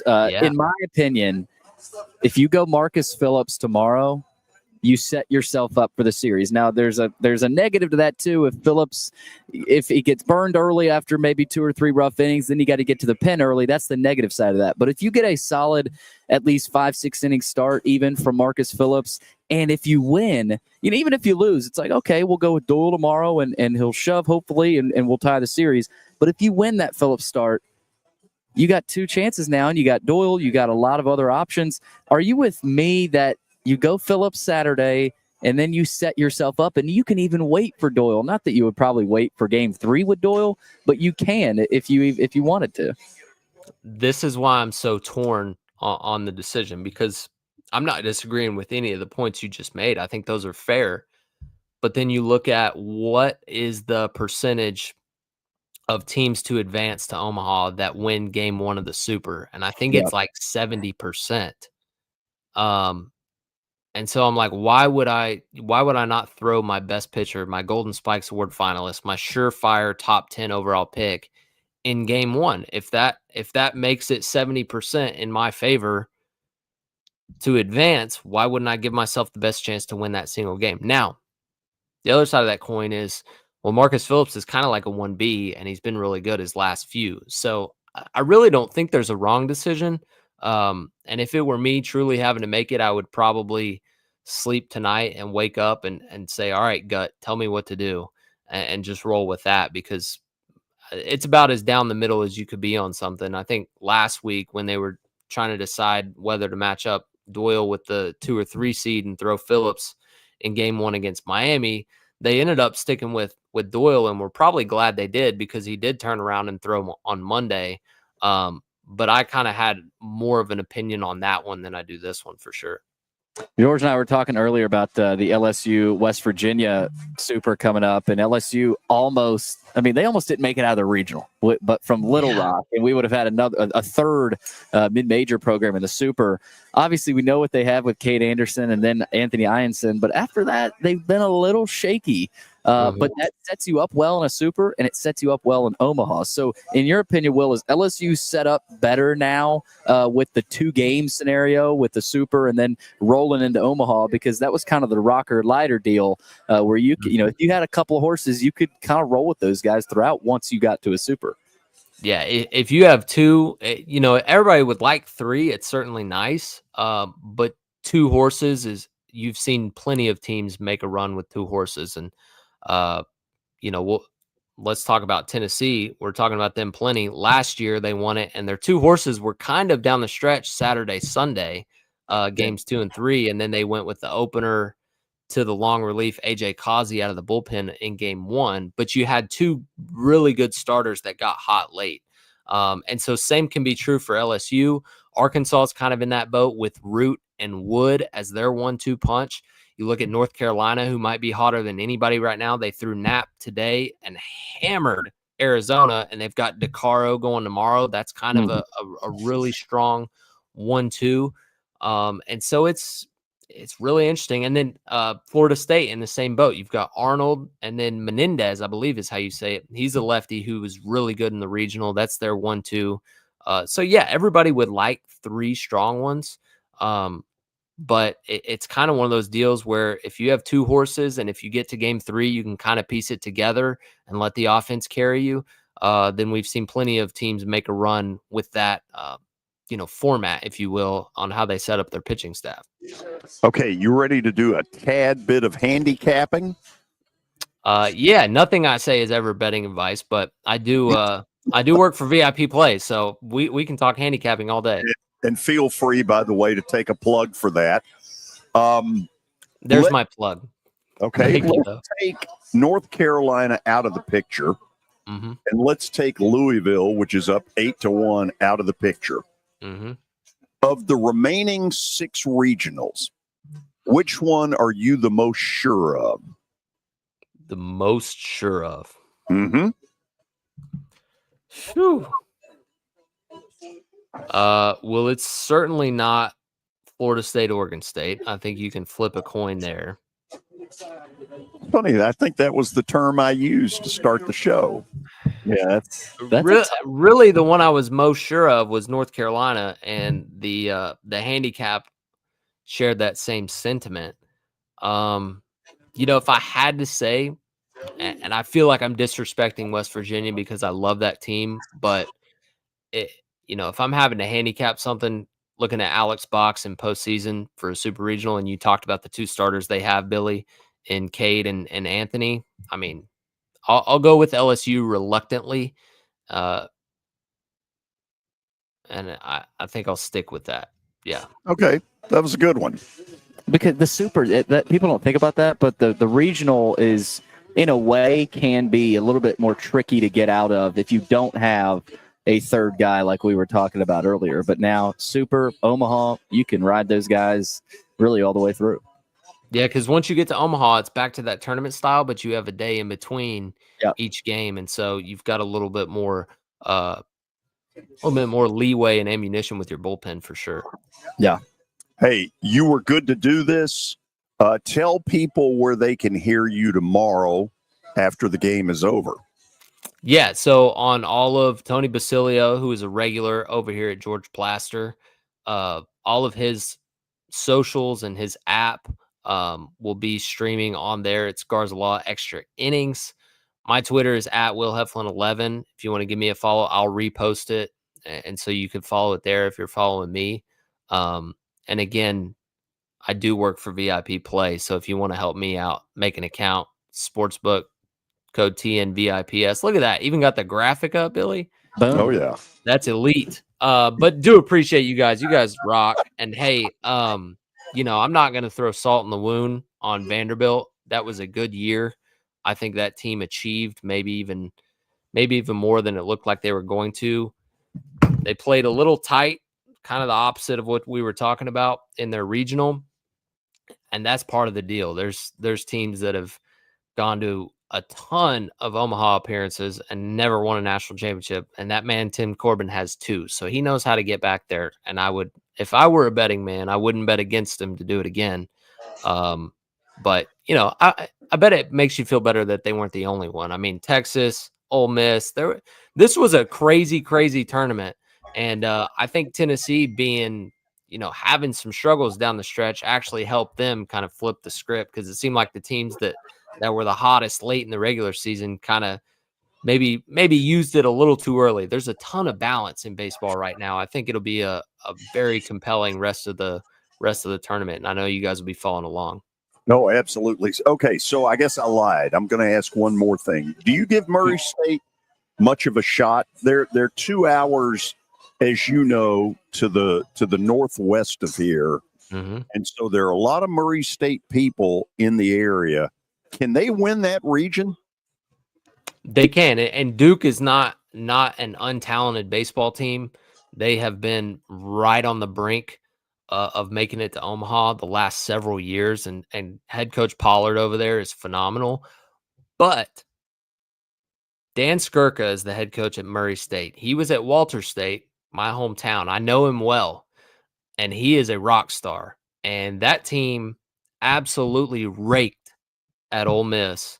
And when you can hit, you've got a puncher's chance. And so that's a compelling one. Look, if Duke sweeps them and beats them by 7 both games, I won't be too surprised. But I won't be surprised if that thing is an absolute dogfight either, and Murray State just continues the run, because we're due for another Oral Roberts type team to make a trip to Omaha. And Murray State could certainly be that team this year. And UTSA's in the exact same boat. That's about as Power 4 of a team that you can disguise in a mid-major uniform as you can possibly get, because that team is no joke. They were dominant in the American, and they went into Austin with business to handle, and they handled it. So UCLA doesn't have a free pass there either. They did not give Texas that signal. No, they certainly didn't. They may have given something close to it, just upside down. Horns down. Hey, thank you as always. Have a great weekend. We'll be watching. All right, fellas. Enjoy your show. I appreciate you a ton. Thanks, Will. Will Heflin joining us, former University of Tennessee pitcher, with some really good views and some good stuff on what's going on. Okay, Billy, I'm going to ask the question out loud. Do we think Joe Healy is on after the break? Haven't heard back from him. Not sure. So okay. Yeah. When we come back, I'm going to try to go down to Atlanta to talk about the meltdown yesterday and what the crowd reaction was. So that's what I'm going to do, or at least I'm going to try to do it. This is 94.9 The Fan. When I got my first car, my dad told me, keep the gas tank full and my number on speed dial. Now parents are telling their kids, save 615-242-9000 just in case. I'm Blair Durham. If you or someone you love is in a wreck, call us. We're here to get you the money you deserve. It's easy to say good things about the folks at Strike and Spare Family Fun Centers. Number one, I trust them with something that's near and dear to me, the Plaster and Friends Celebrity Bowling Night. But more importantly, I see the fun people have. They enjoy the bowling, they enjoy the camaraderie, and you will too. Come by any of their locations and get ready to have some fun.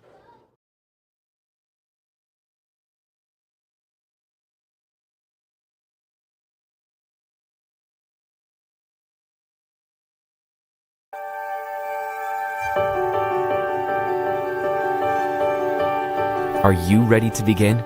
Trevecca Nazarene University. From calling to becoming.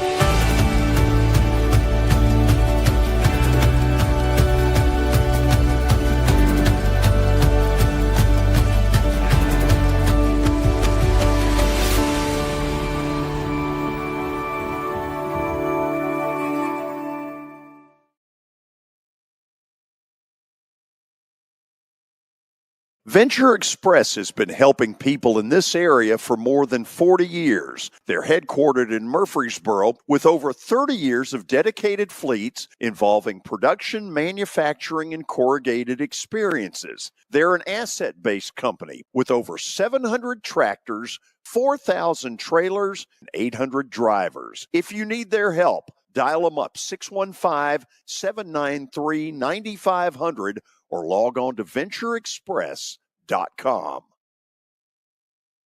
I trained my entire life to be the best. I was one of the fastest women in the entire country. But woke politics made me swim against a man, sharing the pool and the locker room. That's not just dangerous, it's degrading. Thank God for Marsha Blackburn. No one fights harder to protect us. Marsha Blackburn will always stand for strong women, because she's one of us. I'm Marsha Blackburn, and I approve this message.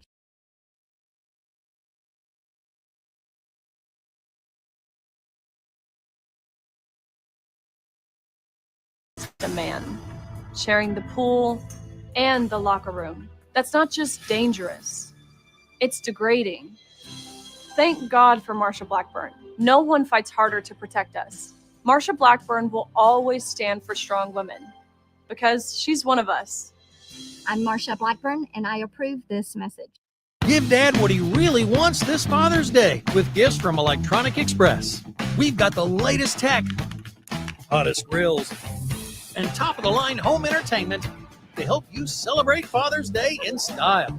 Looking for appliances to help him finish that kitchen project? We've got that too, with free delivery, guaranteed lowest prices, and up to 24 months free financing. Make this Father's Day one he'll remember. Shop in store or online at electronicexpress.com. Tonight, your Nashville Sounds continue their 6-game series at First Horizon Park against Gwinnett. Pregame at 6:20. Your sports live here on 94.9 The Fan and the Game Nashville app. It's the George Plaster Show. Your sports live here on 94.9 The Fan.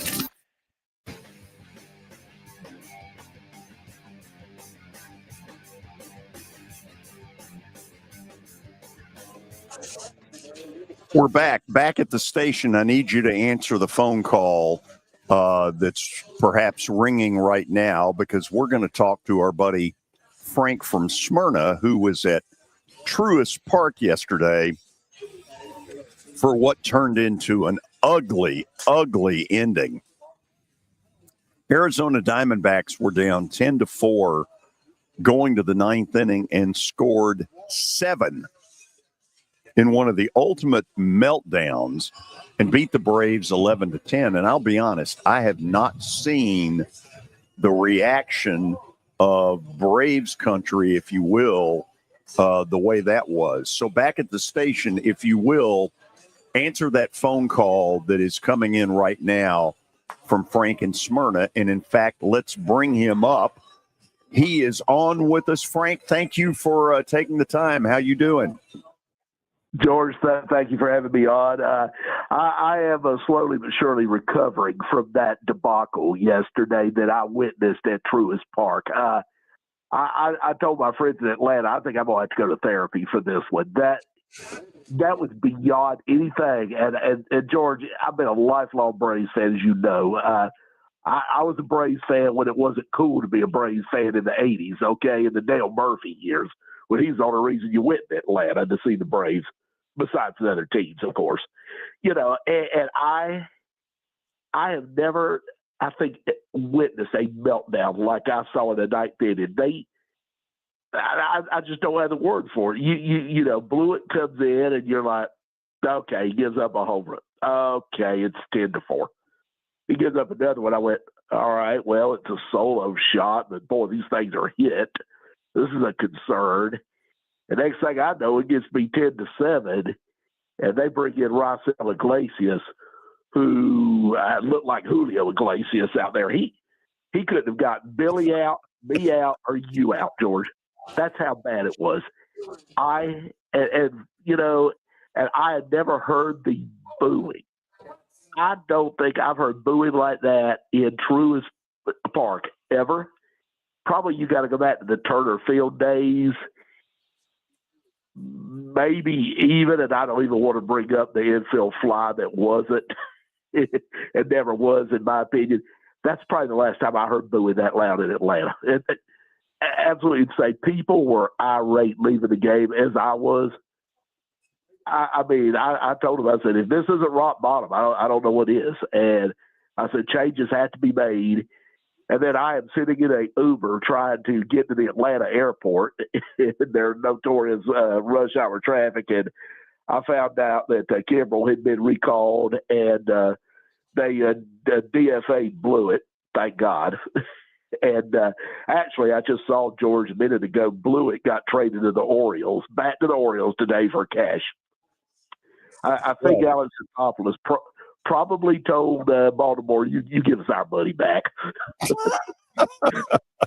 Okay, let's go to the stadium part of this thing, because for those who don't know it, you're down there a lot, even though you live in Smyrna. So you're down there a ton. The truth of it is, other than the first year of Truist Park, the new place, the Braves have always won. So there really hadn't been a lot of reason or a lot of, belief that there would be booing. What level did it reach in the 9th inning? As loud as I've heard in probably 10 years. Just to be very honest with you, I haven't heard booing in a Braves game. I was honestly trying to think about that last night, and I told my wife on the way home, I said, I don't think I've heard booing like this since, certainly 9 or 10 years ago, probably, when they were rebuilding the first time and were non-competitive. Probably the year Gonzalez got fired and they brought in Snicker. They were pretty non-competitive for a while then, and that's the last time I've heard that level of booing or seen fans this upset. I mean, there's just no excuse for this. You have said it correctly. What I've said down there to people, and what I think most fans are saying, Liberty Media is you can blame them for all this. And yeah, Anthopoulos, I mean, yeah, he's probably being made the scapegoat among some of the fans, but I told people at the end of the day, it's Liberty Media. We won a World Series 4 years ago in spite of those guys. I'm telling you right now, you know. And even in 2021, when the Braves were struggling, I didn't hear booing like this. Not even in 2017, first year in the ballpark. No, I mean, you knew that team was still working on the rebuild, so to speak. You know, this is just I don't even have the words for it, George. It's just absolutely mind-boggling. We are 11 games out of first place. In fourth place. I was just looking at the standings, and I mean, I don't know.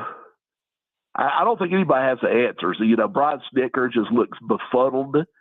You know, he just has a look on his face of, why am I continuing to do this to myself? Which I'll throw this out there too. A lot of the belief in Atlanta now is that, well, obviously Snicker's going to retire, first of all, after this season, and that he may not even make it to August.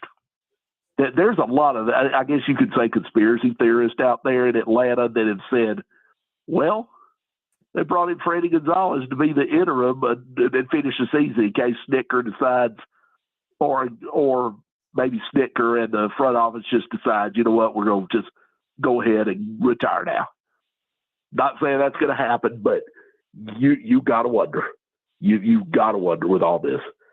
And now George, in the last few hours heard from a friend of mine down in Atlanta, they're even now talking about Marcell Ozuna being traded prior to the trade deadline if things don't turn around.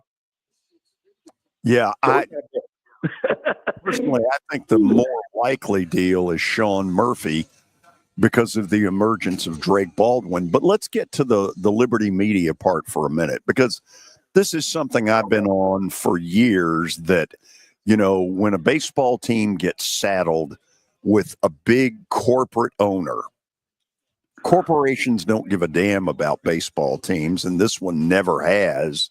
So is that a prevailing criticism in Atlanta, or are people a little slow to figure that out? I think your loyal diehards like me and you and your season ticket holders, and they got a large season ticket holder base, and quite honestly, they got a lot of fans. I mean, attendance over the years has been very, very good, and I think your true fans understand, yes, Liberty Media is the problem. Now, your casual fans or people that just watch when they don't have anything else to do, I have come to the conclusion, it's just been my experience, they seem to be a little more like, well, they're a cheap organization. They don't want to spend any money. You know, what's the problem here? They can't sign anybody. They're cheap, you know. They don't seem to understand that the big problem is the corporate giant calling the shots, so to speak. So it's apparent, even living here, but just reading social media, Snitker is taking an absolute beating on social media, the likes of which I've never seen. I've always tried to give him the benefit of the doubt because, in fact, he is an Atlanta Braves manager who's won a world title. It feels like all the goodwill is gone, and the people down there are demanding a change. It's beginning to feel like that. I actually heard some fans chanting "Fire Snicker" yesterday in the ninth inning.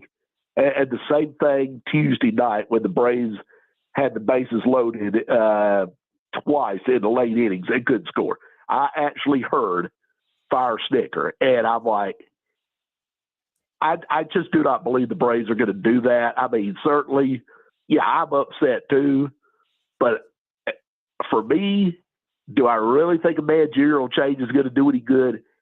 I don't know. I don't think so personally. I think the problem lies. It's up to these guys to get their butts together in a closed door meeting and just say, look, we're better than this. We're the laughing stock of baseball. Our fans are booing us off the field now, to the like we've never heard before. This is embarrassing. People in Atlanta care. This is not some, big market where we just disappear, No, people in Atlanta care. And for me, I don't see a lot of leadership on this team. I got to thinking about that the other day.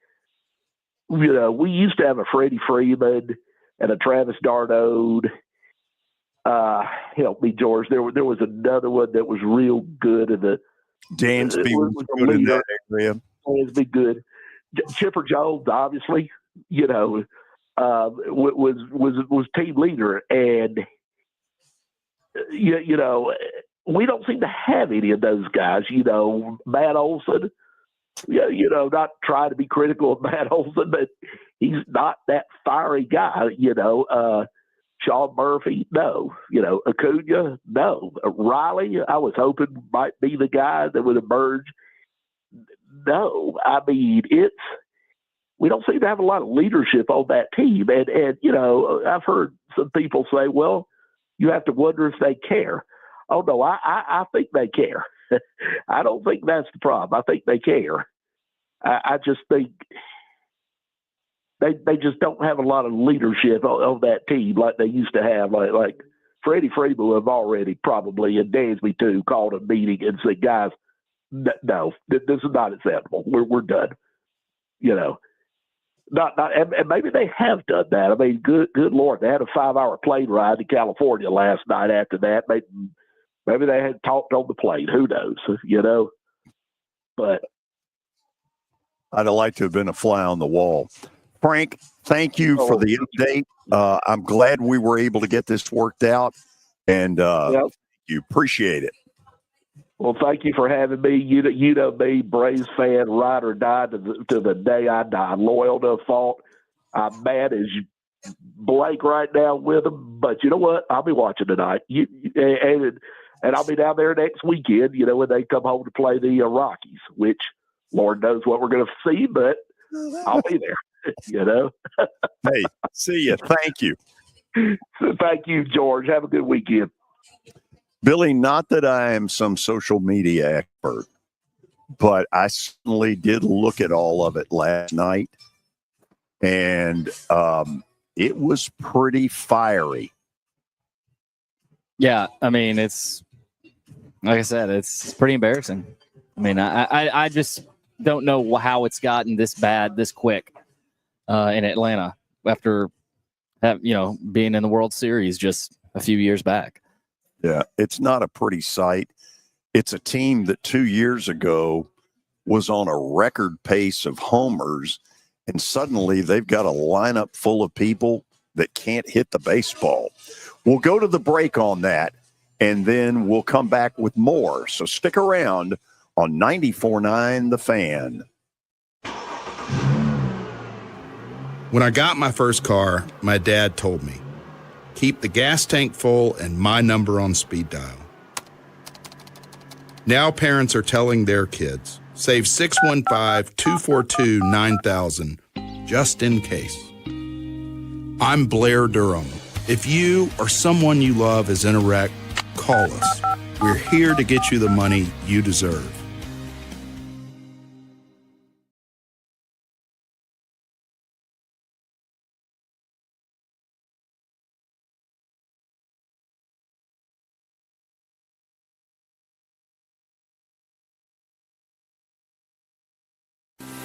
At Wilson Bank & Trust, we believe you shouldn't have to choose between personal service and digital solutions.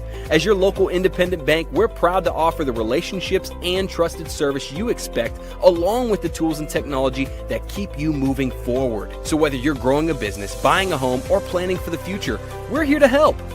Because this isn't just where we work, it's where we live too. Wilson Bank & Trust, here to get you there. Member FDIC. This is my buddy Stan Harrison from Apple Collision Centers. Recently, you've been talking to me about companies that have a fleet of trucks and they're always in need of repairs. That's right, George. We understand that nobody likes to deal with the auto body repair process. We try to simplify that at our 3 convenient locations. We work with all major insurance companies. We help to ease the stress of the auto body repair process. We're located in Old Hickory, Hendersonville, and Gallatin. If you need our services, please stop by and see us. And how convenient that we have that in the background. Now, seriously, these are good folks. They do really good work. Give them a holler. Simulator. See you in Franklin on Friday. It's Family Leisure's Ultimate Pool Party Sale. That's right. Join the Ultimate Pool Party. Huge savings on above-ground pools. 24-foot pools start at $29.99. That's with free installation. Now we can have that pool party for the family. Of course, now is the time for some new patio furniture, 30 to 70% off. Hundreds of sets on display and on sale. Let's not forget, Family Leisure spas are on sale for our own little Ultimate Pool Party. Right now, spas start at only $29.99. And when the party moves indoors, Family Leisure has sale prices on pool tables and shuffleboards starting at just $19.99. Family Leisure has the largest selection of indoor and outdoor saunas on sale starting at only $19.99. Massage chairs and theater seating are on sale as well. That's Family Leisure's Ultimate Pool Party Sale. That's Family Leisure, 2 huge locations, Antioch and Franklin. A lot of people want to define teams by singular performances. Sports. Did he not go back into the game after that interception? Let's get this turned around. And we're all saying, no, they don't. Here. You thought you were on your way. Your sports live here. On ESPN 94.9. And the Game Nashville Sports Network. Nashville, the semifinals of the PFL World Tournament begin Thursday, June 12th. Former welterweight world champion Jason Jackson takes on rising star the Silverback Thad Jean, plus 2023 PFL World Champ Jesus Pinedo and Gabriel Braga collide in a highly anticipated trilogy match. Don't miss your chance to see the action live June 12th at Municipal Auditorium in Nashville. Visit pflmma.com/schedule for more info. It's the George Plaster Show. Your sports live here on 94.9 The Fan.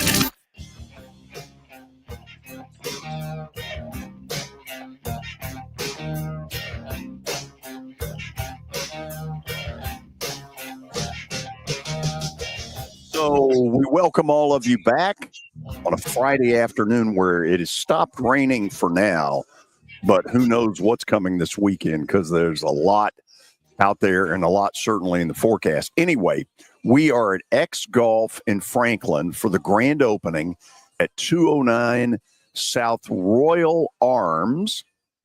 Oaks. Sorry. Thank you. Important distinction. You want to say that?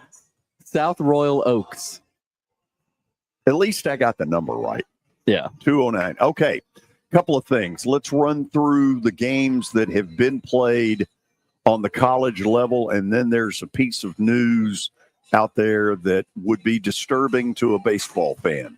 One final to report. North Carolina takes down Arizona 18-2. That was the first game of the day. The Tar Heels jumped out to a 5-1 lead in the first. They scored 5 more in the 8th. They rack up 17 hits and take the 1-0 series lead there over the Wildcats. So Tar Heels 18, Wildcats 2. Right now, bottom of the 6th up in Louisville, the Cardinals lead the Hurricanes 8-1. So looks like Louisville's going to hang on there, barring a complete disaster up there in that one. Also tonight, 5 o'clock, Florida State and Oregon State here in about 10 minutes out in Corvallis. And then the nightcap, 8 o'clock, down at Auburn. Should be a great environment. Coastal Carolina and Auburn tonight. Have you been to a baseball game at Auburn? I never have, no. I haven't either. I really don't know what their capacity, atmosphere, that kind of stuff is. They'll probably have about 7,000, a little over 7,000. They've added a lot of temporary seating. They've got some seating they've added out in right field. They've got a parking garage similar to Vandy down the third baseline, actually.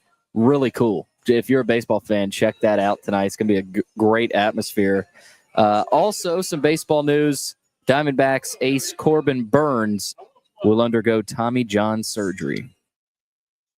And, you know, he was on the first year of a huge contract. Yeah, it was like 5 years, 120 million? Yeah. It was an astronomical number.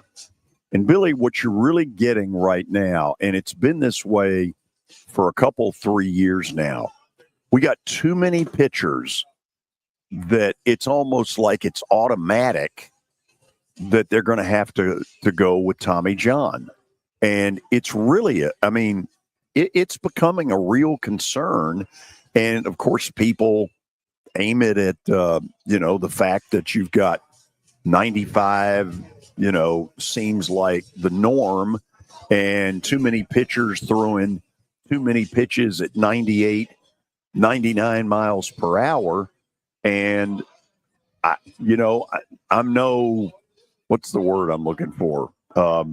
Physical therapist, but it doesn't feel like the human arm is built to handle that. Well, all these guys are coming up through high school and already throwing, mid 90s. And I don't think that's helping them out. And, Danny has talked about this a lot. Gone are the ways of controlling your pitches and placing your pitches and maybe not always maxing out at 97, 98. Whatever happened to the Greg Maddux style? That approach to pitching is gone by the wayside. Yeah. Tom Glavine as well. Yeah, Glavine. Smoltz a little bit.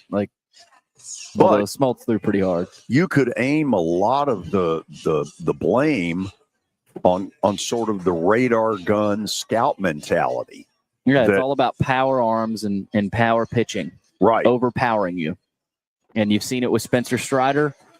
Who else? It's countless arms that have been devastated for, because Tommy John, some guys come back from it fine, and some guys come back even better from it. But a lot of guys, they're down for the count for 2-3 years because it affected them in a difficult way. So, well, for instance, Strider, these first, whatever it is, 3 starts since he's come back, number one, the velocity hadn't been there. And secondly, it kind of looks like when his velocity isn't there, that he's suddenly a pretty average pitcher. Yeah. And that's a bad sign. Yeah, and you hate that for Strider. He's probably been a big part of you lose your guy, your ace. That really affects any baseball team. And the Braves haven't had Strider back full health for 2 years? Pretty much. So, yeah.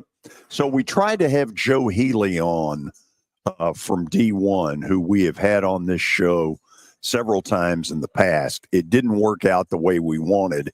He is covering, I guess, the North Carolina Arizona series. Yep. And wasn't able to get through his obligations in time for us to get him on. And so that's too bad. Yeah, because he's really good. Yeah. Yeah, he had said that he was going to try to after, but you know how it is with press conferences and stuff. So hopefully we reconnect with Joe next week. So we think we've got at least a leg up for North Carolina and for Louisville, 6 more to follow. When we come back, it's Plaster Bet of the Day. And Billy, we may add one to the list. This is 94.9, The Fan. Can't watch the race? We got you. I can't believe it! NASCAR lives on the Game Nashville Sports Network. Whether it's 102.5 The Game, 94.9 The Fan, or Sports Talk 830, you can hear it all. Just check theGameNashville.com for the full schedule. NASCAR lives here. Your sports live here on the Game Nashville Sports Network. You can't miss a moment with Greedy. Caleb Williams wanted to go to Washington, didn't want to go to Chicago. Now you're seeing why. This thing is a disaster because everyone saw it coming. If you were a quarterback and you had all the talent in the world, would you want to go pay for Matt Eberflus and Shane Waldron for a franchise that has not developed a quarterback in literally 100 years? No, you would not. And so now they're getting exactly what you saw coming.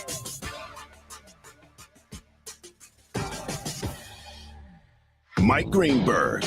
Greeny.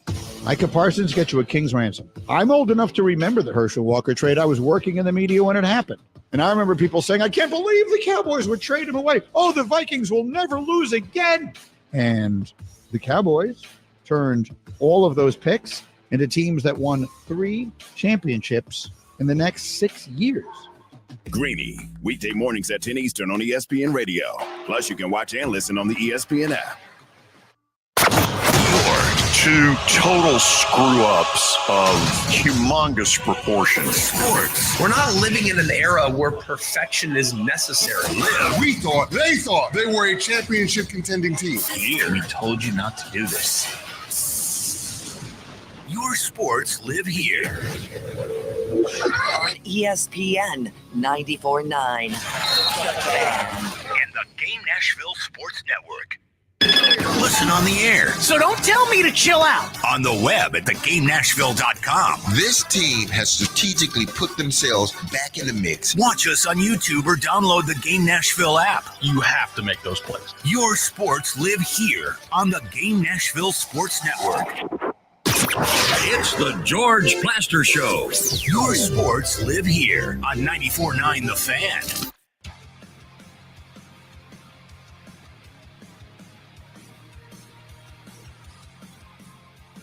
We're back wrapping it up from the brand new X Golf out in Franklin, 209 South Royal Oaks for the grand opening.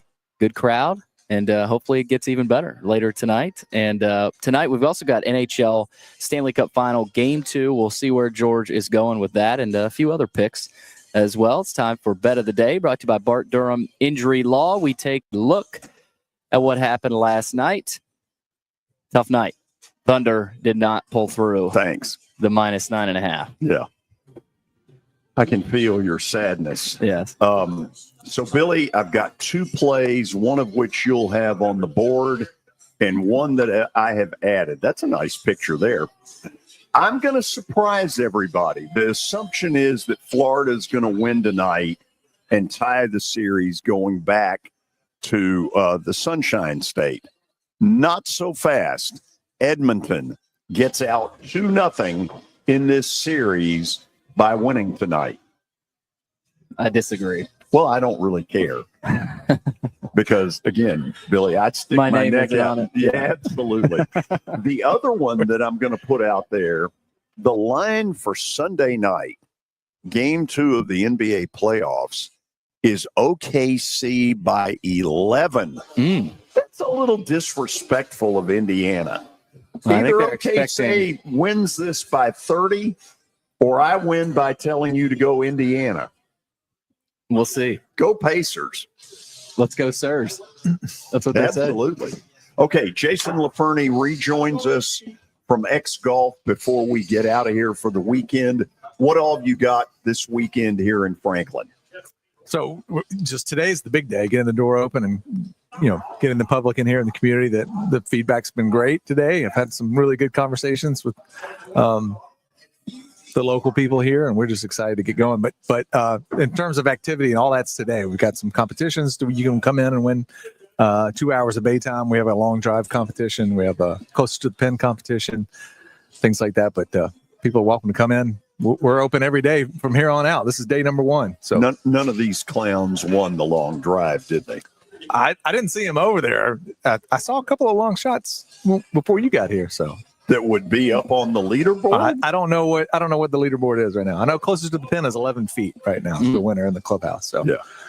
Billy, are you all competing at that level? Yeah, I think we're at that level. I don't know about 11 feet, but I know 300 for long drive around there. We had a 300. Eli got close. Nice. So not to bust anybody's bubbles, but the long drive winner in Nashville 2 years ago was 371. Really? Wow. Kid looked 18, looked like he weighed $150.